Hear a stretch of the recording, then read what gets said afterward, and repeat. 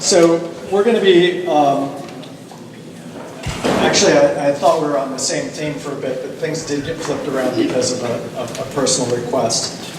So Sandra is going to take us out into the Chesapeake Bay. And Sandra has been looking at a topic that I think is very much on people's minds at the moment.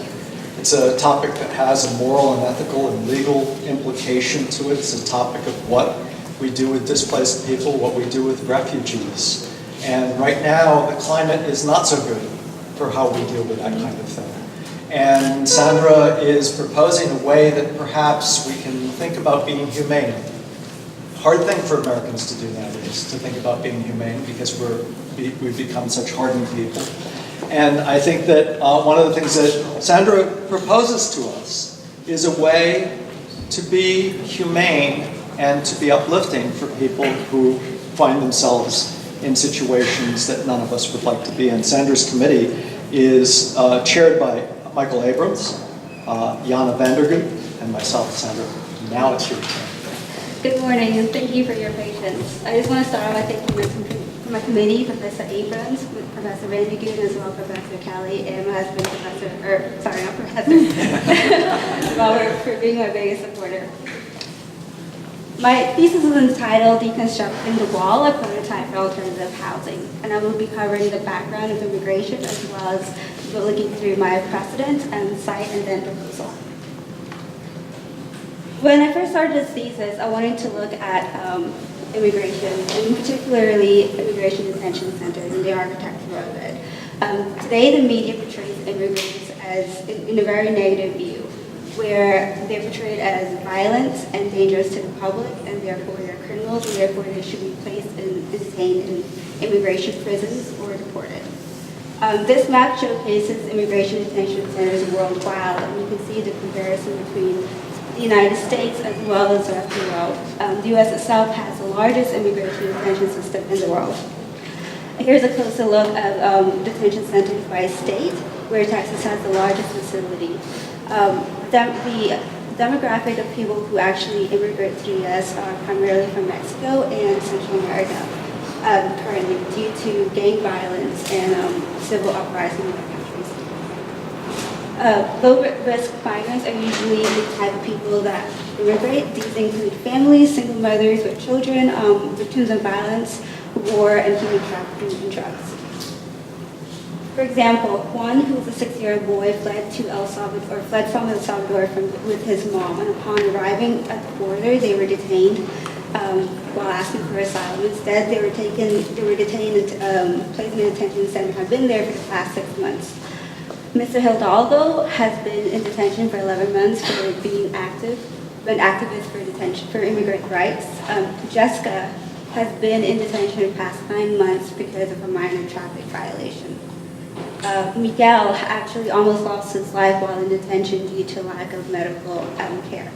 So these are actually the faces of people who are seen as the criminals that deserve to be detained in immigration prisons. The average stay that people are detained in prisons is 31 days. For asylum seekers like Juan and his mom, they're there for 102 days. It's not a place for a child to stay in. The average time for a case of people to stay in immigration prison is 577 days. They stay there while they wait for their immigration case to be processed. Once processed, they are either deported or they are again detained in immigration prison. The reason why there are so many people in detention is because of the Congress mandated bed quota that mandates that 34,000 beds to be filled each day. Although these beds don't necessarily need to be filled each night, however, it is an incentive for private facilities that do run these facilities to maintain 34,000 beds daily because of the cost of $165 per person per day. It equals to $3.3 billion for them. Before 2013, when the bed quota was implemented, only 18,000 beds had to be filled. Now it's 34,000. Although there is a cost for facilities to be run for detention centers, there's also a cost for people in detention for their mental health, which can lead to depression, anxiety, and ultimately suicide. As of 2,380 people have died while in detention. And 44% of that, you have to remember, are low-risk migrants. These images portray the conditions of the current detention centers. The image to the left actually portrays the first room that inmates or detainees are held in. And these rooms are called alados, which translates to ice box because there is no heat within the cell.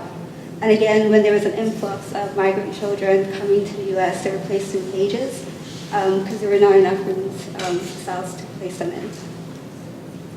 Again, as you can see, it's a very stark contrast of where these children could be placed. The image to the left is the medical facility that treats the millions of people that have been detained in prison. And the image to the right showcases a typical detention cell that houses several detainees. Again, if you can imagine Juan being here in this cell, this would be his everyday life. He would be in a cage watching TV. He would not have access to outdoor. His playground would be in a warehouse that is a prison bike. And up to date, there's been 1,000 children that have spent at least 1 week in adult facilities.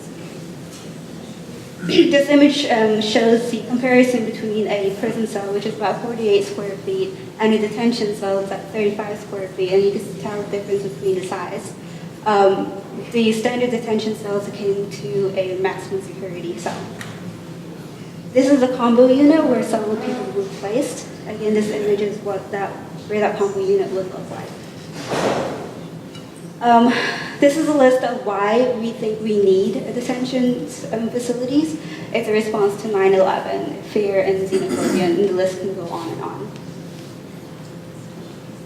So, upon further doing my research, I came upon a precedent. Bastøy Prison Island is located in Norway. This prison island is located in Norway, but it houses inmates, high security max inmates and low risk inmates that live together in a community. There are no fences, no walls, they don't live in cells, they actually live in cottages.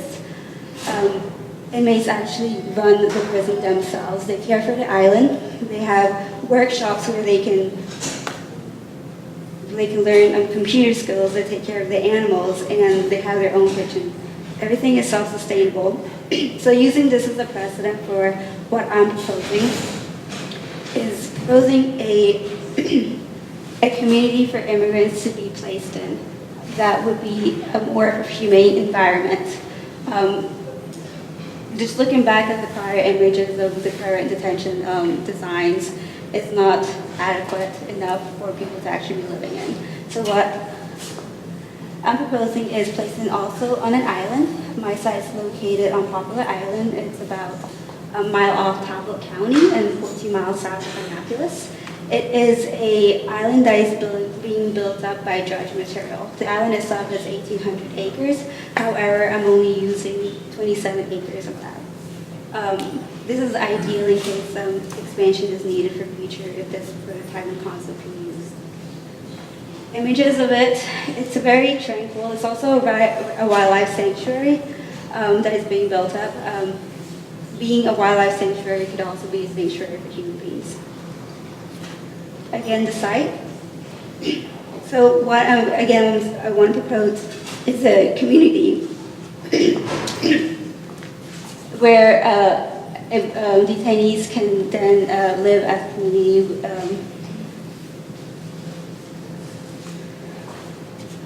Live in a community among themselves.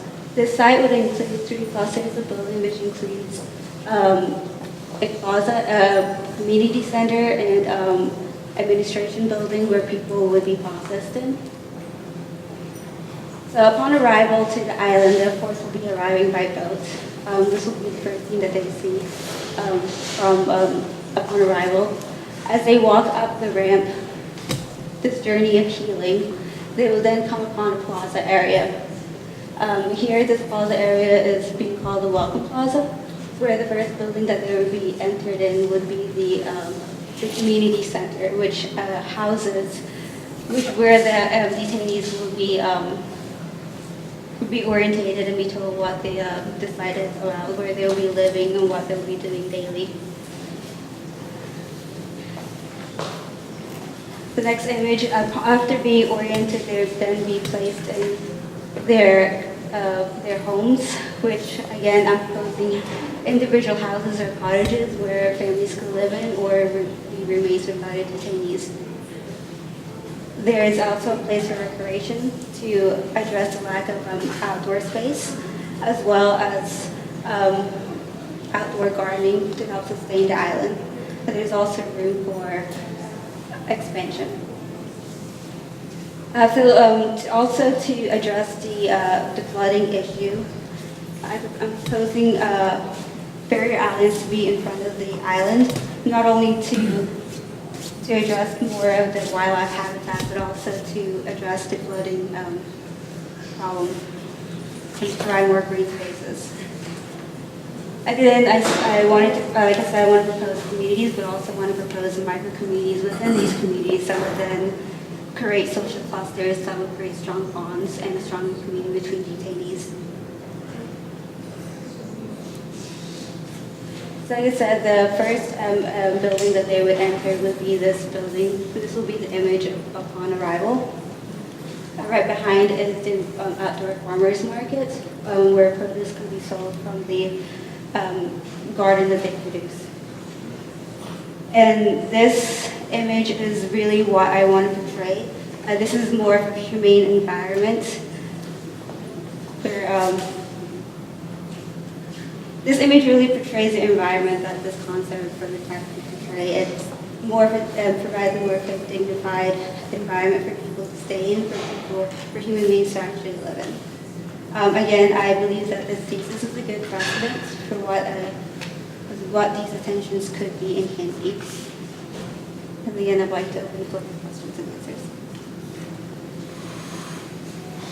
Well, I'd like to start just by thanking you for taking on such a needed topic in today's climate. Very, very, very happy. To that end, diving into the project, I'd like you to describe your sort of communities that you're creating for these immigrants, and specifically contrast how these communities, micro-communities, series of diagrams you're creating here contrast to what you presented in your pre-research. Describe how these communities... Describe your community in contrast to what currently exists. Right? Can you describe some of the features that enhance sort of humanity? So, okay. So between these little micro communities, there are shared greenhouses between the community as well as a community hub in the center. These community hubs include programs such as arts and crafts or music. This center area really segments the bond between each other, and that's what I mean by social clusters, is that people will be able to actually integrate and socialize between each other, creating a stronger bond within the community. Why? I'm guessing, in terms of the central space and the greenhouses and all that, why keep those there? And I think you have those in other places, like in urban farming up to the north and all that stuff. Why is having those spaces inside these clusters? Why is that so important? Why not just leave it open and allow that sort of interaction to happen organically? I believe that providing, like I said, these areas between these social clusters will help, and having community hubs that have different programs. Each neighborhood would have a different program, which then would encourage people to visit each other, creating that stronger bond, and that is why the center is there. And the intention is for this to be the holding place for refugees before they Well, get their yes. hearing? Yes, while they await the justice system and their cases to be heard.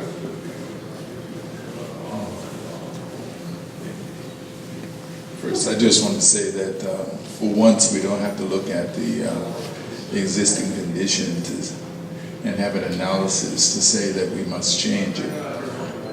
I think that that was so apparent, and it's just unfortunate that it even exists today here in the United States of America. It's, I think your idea of community, I mean, this is really just, it's a community, but I thought it was interesting in just this position between prison in Norway and this, that that's even more humane than what we have here. That says volumes.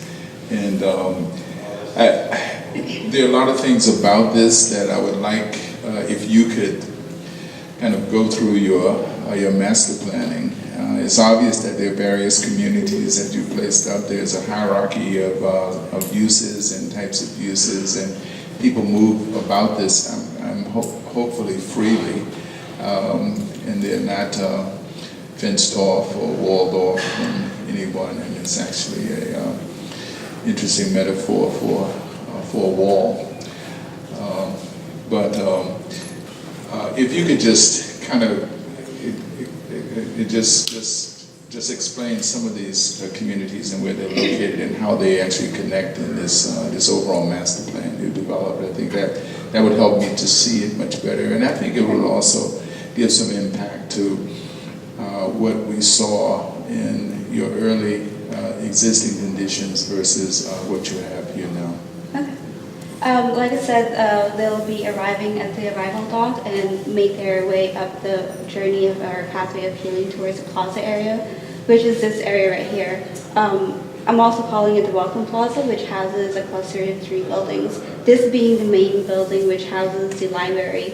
And having a library on site is extremely important because detainees have no access to lawyers or cannot afford a lawyer, so most of them actually have to navigate the immigration system on their own. So having that space is crucial, as well as having an event space where the entire community can come together and celebrate perhaps a quinceañera or a wedding. The other supporting buildings, upon arriving here and being oriented and being told what decided where they're going to be living and what the community really wants to portray it, which is more of a healing environment, would be their next stop will be this building, which I'm calling the administration building.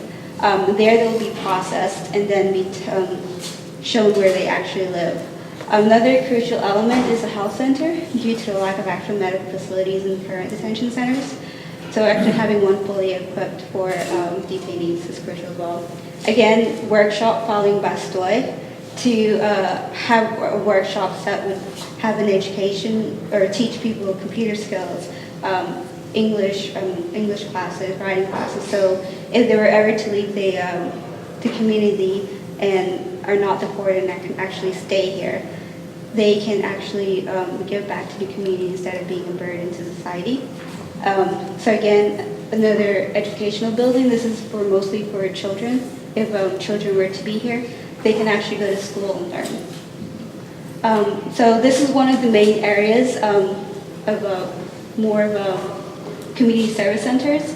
Right behind is the outdoor farmers market, where produce would be taken from the agriculture field, which is directly behind. This is also more of a gathering space as well to then come connect to the plaza area, which is also more of a gathering space as well. Yeah, you created a whole new town, whole new city, and I think the most important thing is that, to me, is that people are able to freely move about. Right. And not restricted, not behind chain link fences and things like that. The most telling one to me was a young boy looking up at the television within the screen and being watched as he does that. And you know that, I mean, if I don't know if this is utopia or not, but but I mean, I think that it's a grand gesture to what should be right, and what we as architects, I think, should strive for, and in ensuring that there is an alternative to certain ways of categorizing people. Can you talk a little bit about the urban farming component at the top and how that meshes with the types of refugees that are going to be here? So, and I'm just curious about your thinking process. Because you talked about how the majority of refugees, at least this is what I think you said, most of them are coming from Mexico. But there's also people coming from other places around the world, and they have different cultures, they have different dietary conditions and things like that. So and I'm curious about that sort of aspect in relationship to this sort of market food aspect and how you see that playing out and in relationship to this sort of diversity of people coming to seek a better life and flee certain situations in their home. So the idea behind that was to make the island sustainable, because when I was doing for the thesis, the question came about who's going to pay for this? How much is this going to cost? Like, no one's going to want to fund this. So having an agriculture field and making the community more self-sustainable can then that they can live on their own and not have to depend on other funding. That was the idea behind it.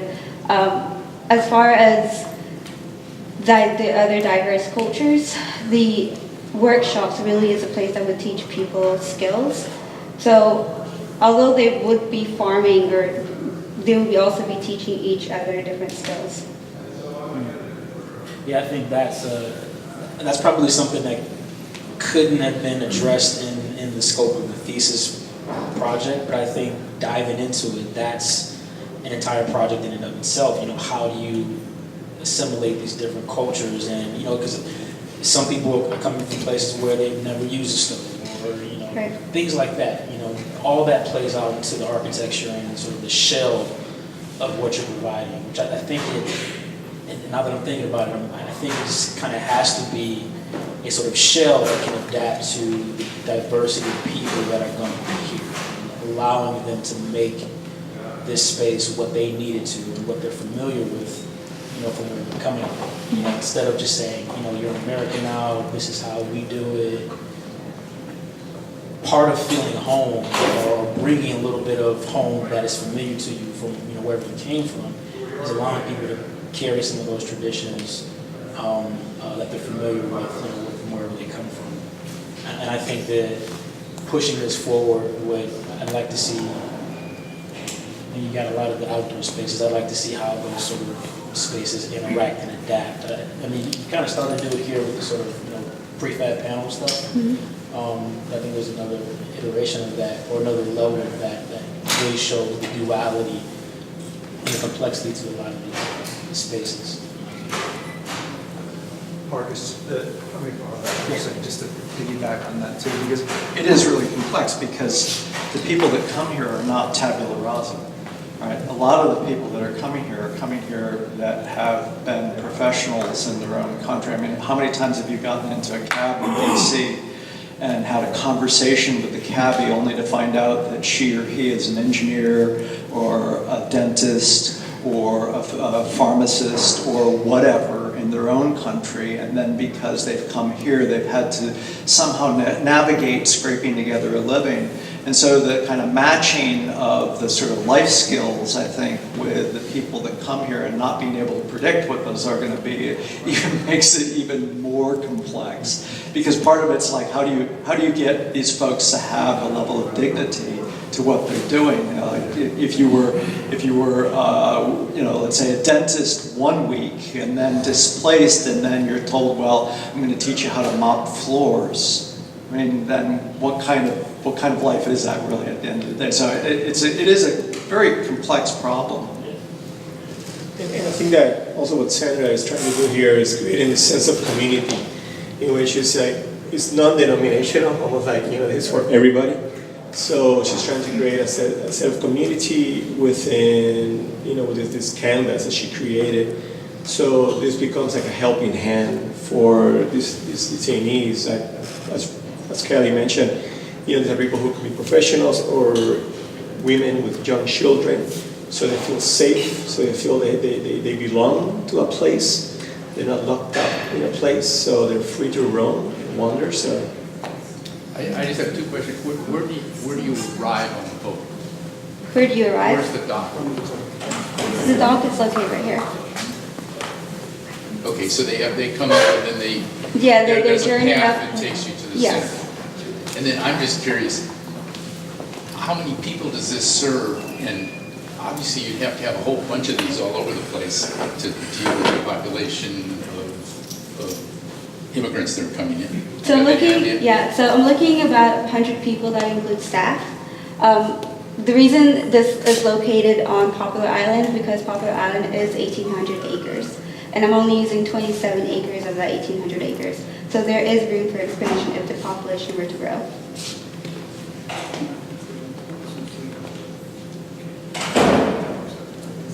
So the topic it's really complex, and thank you to actually give us the opportunity to talk about this. I'm trying to have a comment just for the architectural and urban aspect. Okay.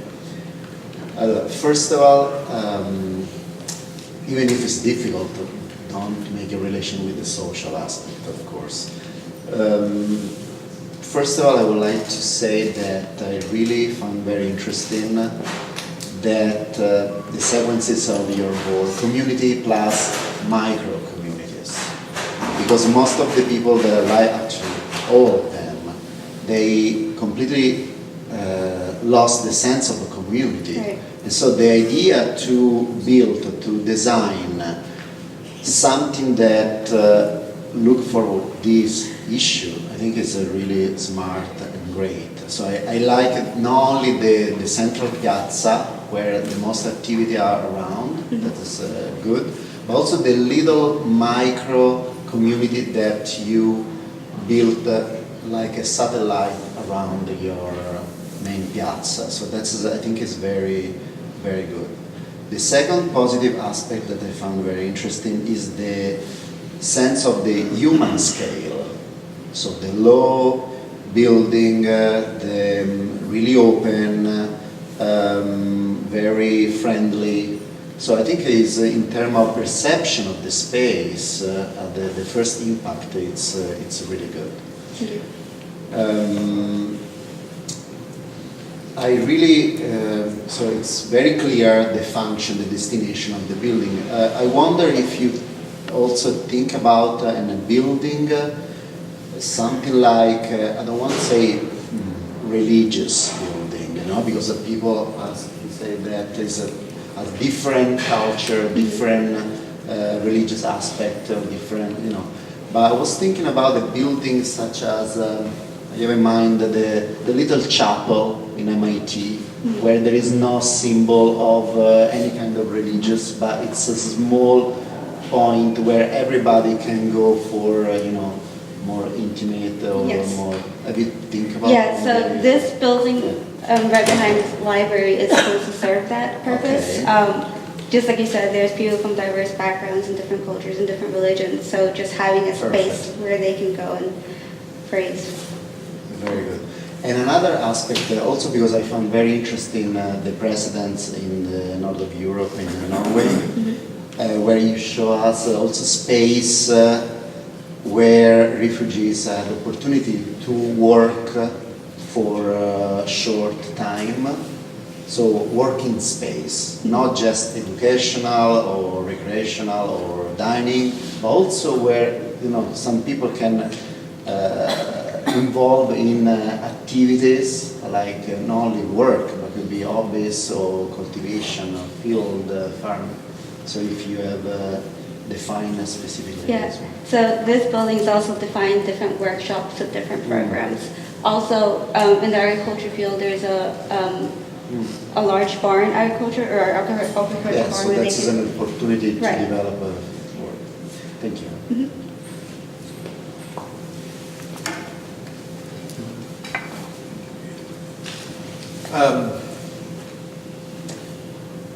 You know, I'm actually sitting and reflecting, but I have two things to talk about.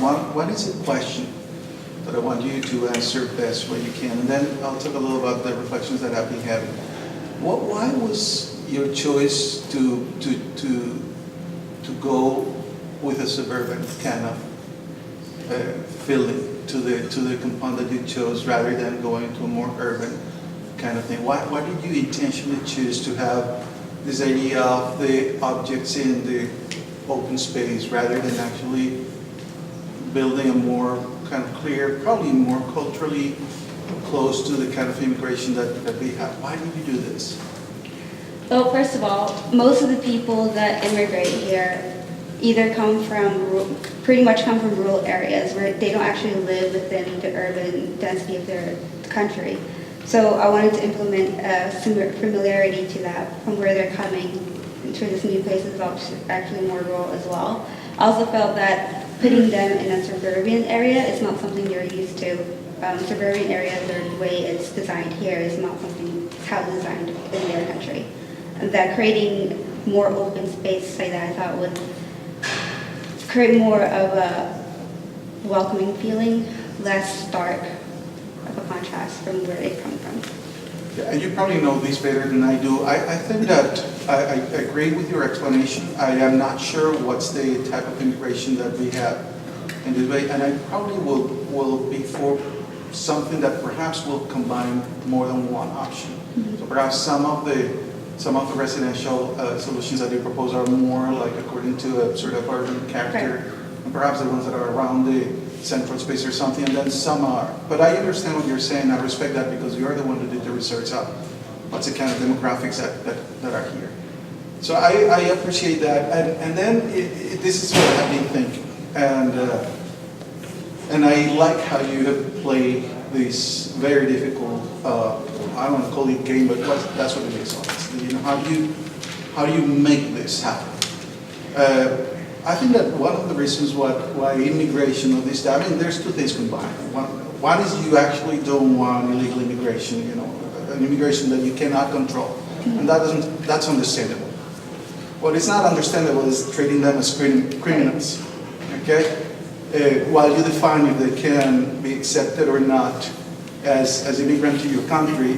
And so from that point of view, I am highly critical about what the government does, which is isolating them. Because while you isolate them, two things happen. One is they really can follow up on their lives. So you're putting their lives on hold, which is extremely unhuman, like extremely questionable from a society that praises itself to be, you know, the standard of freedom. And second, because the society that could receive them don't get to know them. And so what you do is basically you increase or you sustain that fear of that because you don't get to know them.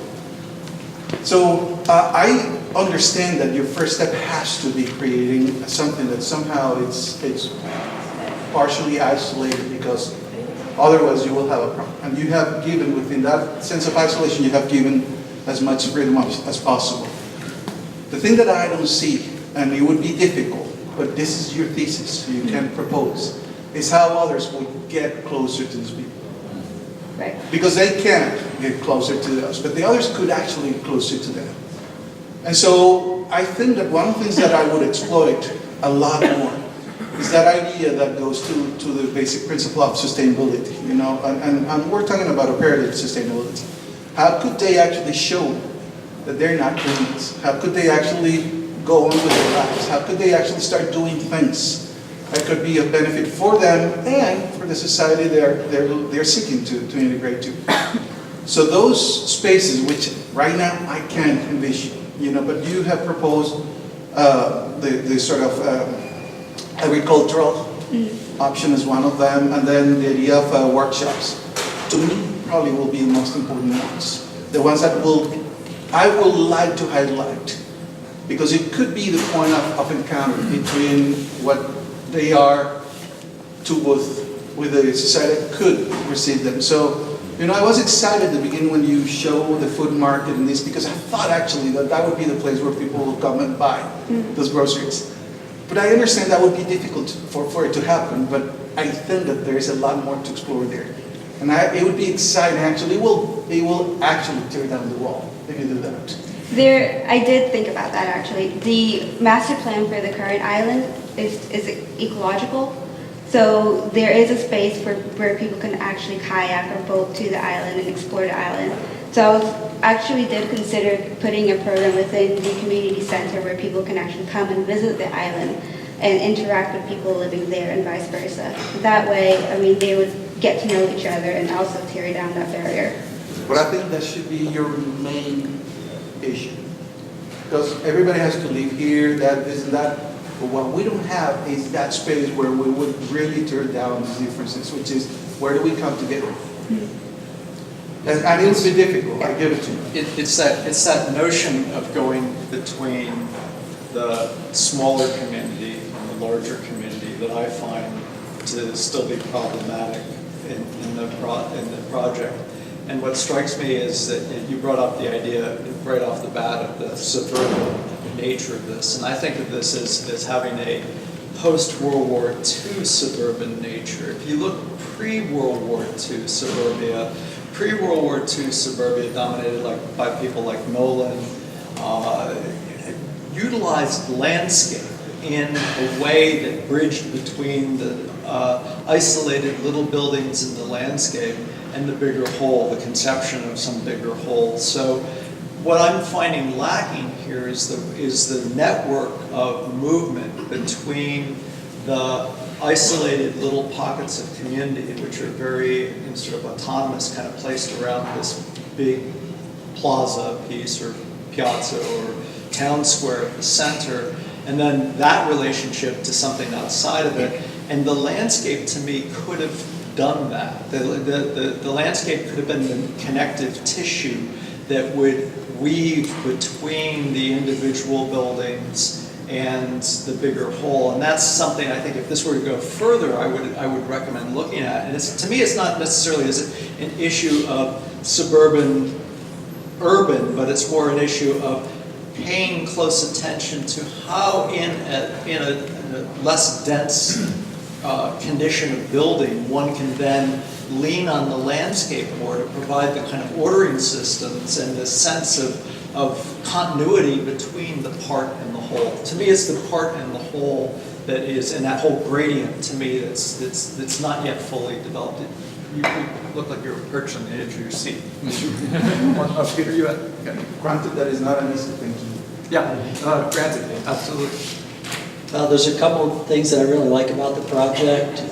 One is that image that's just in front of you now, that perspective view of the kind of the welcoming side. And those buildings look like Eastern Shore buildings. They're raised up.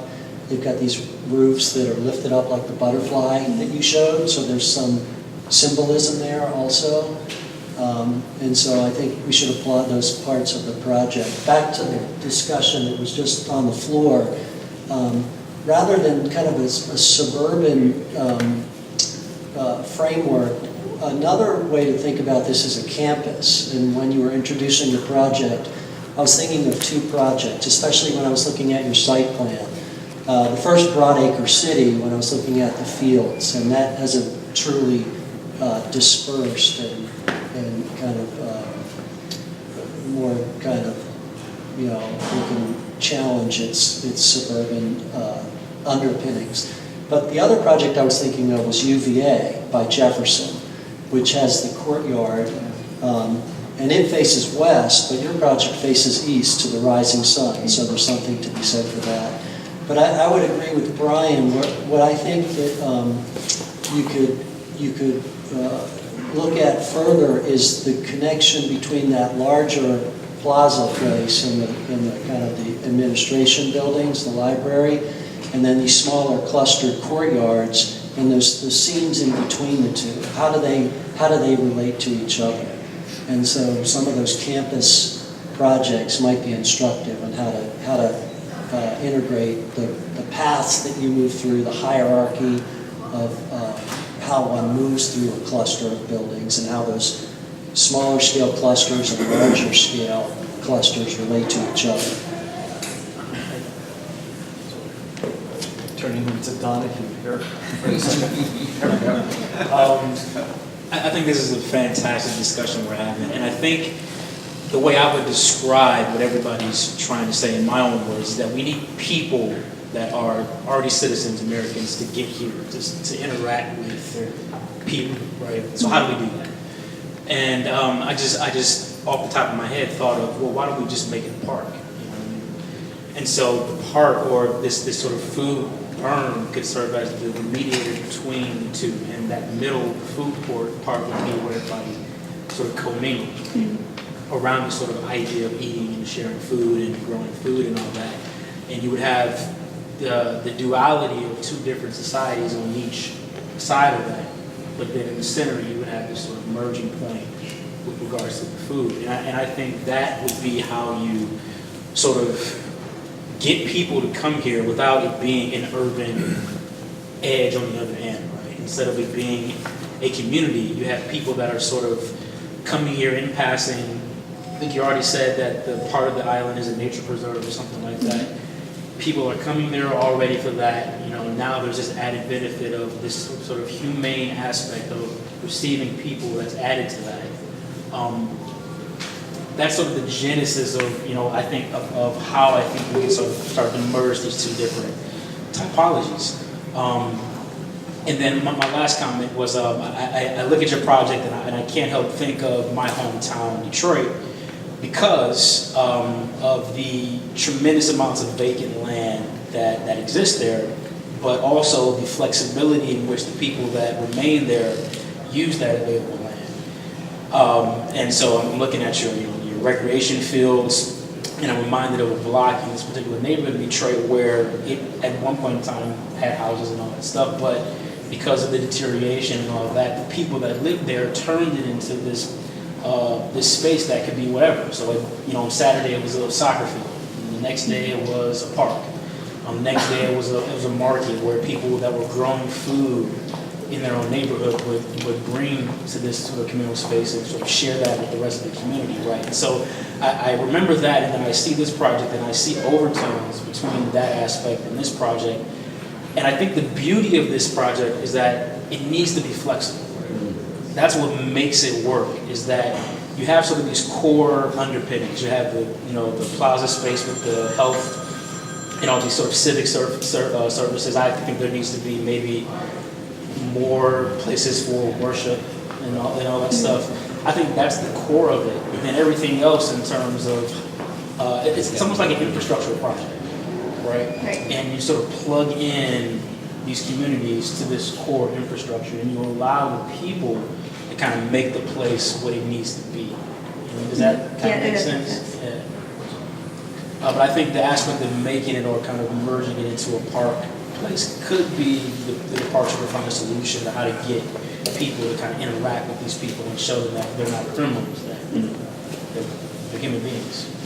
But just one question, is that a reality though? Because you would have to say that because policies would say no. Right. And so you would have to propose that tree line that you have there and the basket of trees, they don't hide a fence or hide a wall. They actually become the portal by which people come and everything. That's what you're saying. Yeah.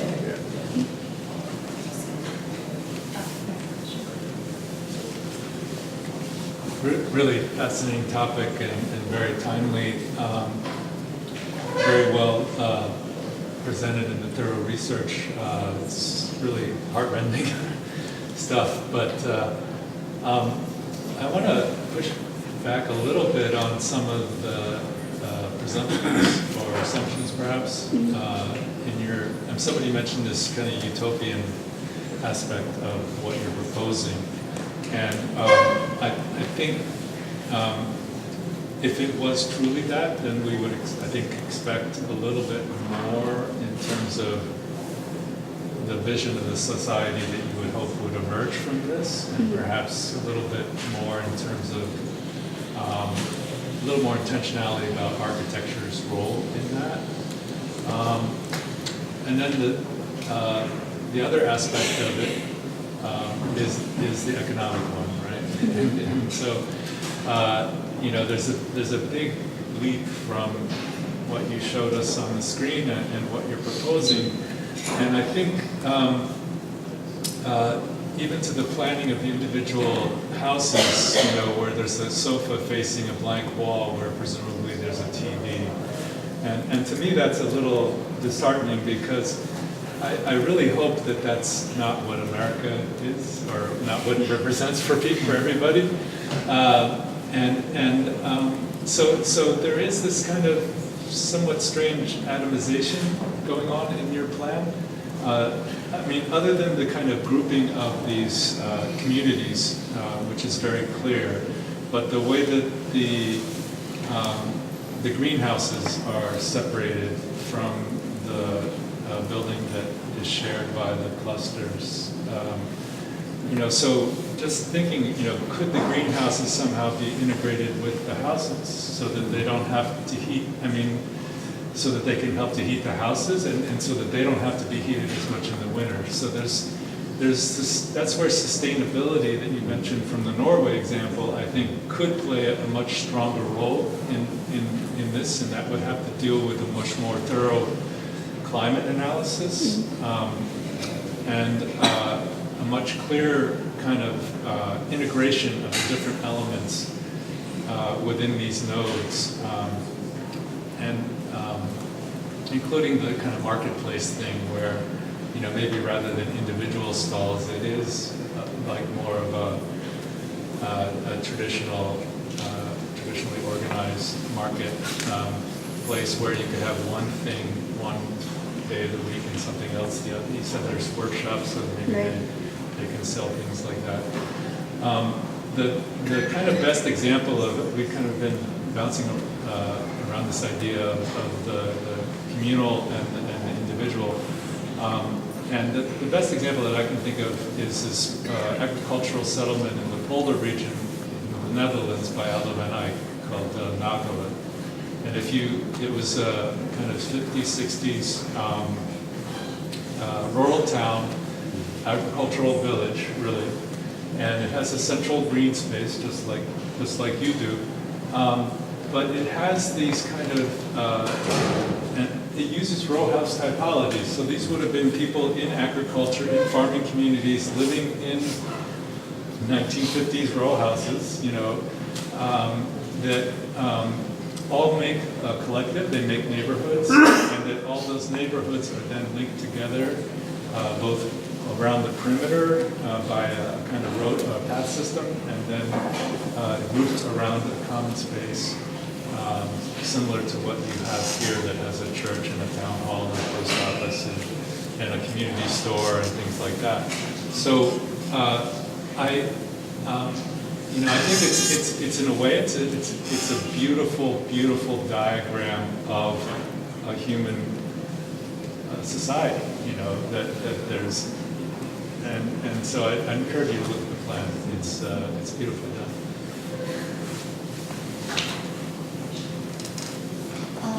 Sandra, probably we did not give you enough time to explain your design yet. So I hope I have one question, and I hope you can answer to the full extent. My question relate back to Carlos' question and also to how you intentionally choose this kind of urban typology and building typology, right? No matter it's urban versus suburban or cottage or courtyard house versus other more monumental buildings. Clearly, you intentionally lay out those buildings in a kind of Western traditional way. Have this clear central access with the library at the end, and also have the monumental trees, right? Which I imagine could be very unfamiliar with those immigrants coming from whatever your research you have done. So can you just tell us what other urban typology, building typology you have looked at besides the Norway example? Well, I looked at, most Spanish or Hispanic countries, they do have a plaza, and that plaza area is where people congregate and they socialize. So I wanted to also implement that and bring that familiarity from back home to this place, because it's a sense of familiarity for them, a place to socialize, a place to gather, a place to play and meet each other. That's the typology for this idea. Also, the whole entire cluster is to also be another mini plaza within the community. That was the idea behind that. Sandra, I'm not a member of your committee, but I had the distinct pleasure of beginning this project with you, and so I feel compelled to remark. By way of doing that, would you tell us again how many people are currently incarcerated? There is not a set number. I'm sorry, detained, they're not incarcerated, right? They're detained. Yeah. Roughly? Roughly, well, there are currently 11 million undocumented people in the United States. However, roughly, I can't remember the top of my head at the moment, but there's a lot, like 11 millions of people. Yeah, I mean, I think it's somewhere, it's more, what I remember from your research is that there are more people detained than there currently are incarcerated Right, in yes. the United States. And that, you know, to scale the problem here, think about that. And that they, per person, they're allocated less space, as I recall, than the people who are actually in jail. Right. That the families are separated from each other, Yes. as we saw, and that this is costing us $165 per bed per day. Right. I think it's fairly obvious that we could probably afford to do this at that price without running the numbers. So I think that's interesting. I think it's also, what really strikes me so profoundly about this project is its social dimension. That you're not separating families, that you're trying to keep people together relative to their cultures and their background. That if I come here, I think I get welcomed by people who are of my culture, and that they find things for me to do to make me feel like I'm actually contributing to the community, which I think is maybe one of the most profound things that could be offered to these people. Clearly, it was a huge discovery when you hit on the Norwegian island as one kind of model that could work for some of these people. I remember at that point having a student in parallel that was looking for interesting sites to explore historic preservation in Philadelphia, and found that there were something like 200 abandoned public school buildings in Philadelphia, and it just struck me that for certain more urban populations that are currently detained, that the renovation of those schools in those neighborhoods might be an equally compelling prospect. That what you're providing is only one example of how a certain smaller piece of these vast numbers of different communities, might be addressed. I am just I am also impressed with your extremely quiet presentation of this devastating material. Thank you. I just wanted to do the numbers for you just to underscore. So if we imagine that just 1 million of those people are detained, just 1 million are detained at $164 a day per bed, 165. Use 164. Okay, that's fine. So that over the course of the year, that's about $60 billion that we're spending to humiliate people and to make them feel as though they're second, third-class citizens. Could you please turn that phone off? Thank you. And oh, by the way, this is private sector is providing Yes. these Yes. facilities. Yes. Yep. Yeah, but you see, that gets to the other number. We double the number that must be detained. Oh, yeah. See, so that's the critical point, and then Yeah. so to your point, is that that's what it's really all about. It's not about dignity, it's about Reach that number. reaching that number. That number is cash to someone. Yeah, talk about a swamp, right? Yeah, there we go. There's some closing arguments about that. to wrap it up. I mean, this is a very hot topic, obviously, and we should be here talking about this all day today. I want to thank you for doing this. I know this is something you started a year ago, and I think you took it to the point that now you can take it and show this to even local government. You know, present it as a possibility of what we could do as Americans to treat in a humane manner, you know, detainees, right? This is not illegal. No one's illegal. They're undocumented momentarily, you know. So I think we should treat them as humans. And I think something that Bastoy Island was a case study for you. Now this becomes a case study for local government. I like the idea that I think Marcus mentioned about this becoming a park in which you can bring people in, maybe working with the Department of Interior, maybe showing this as a case study that of what we could do. So I want to thank you again for taking this very timely topic, and I know it wasn't easy, especially getting information at the beginning was almost impossible. But thank you for your hard work and all you have done up to this moment. Thank you, Sandra. We're going to move to the next day over, and this will be the last one prior to lunch.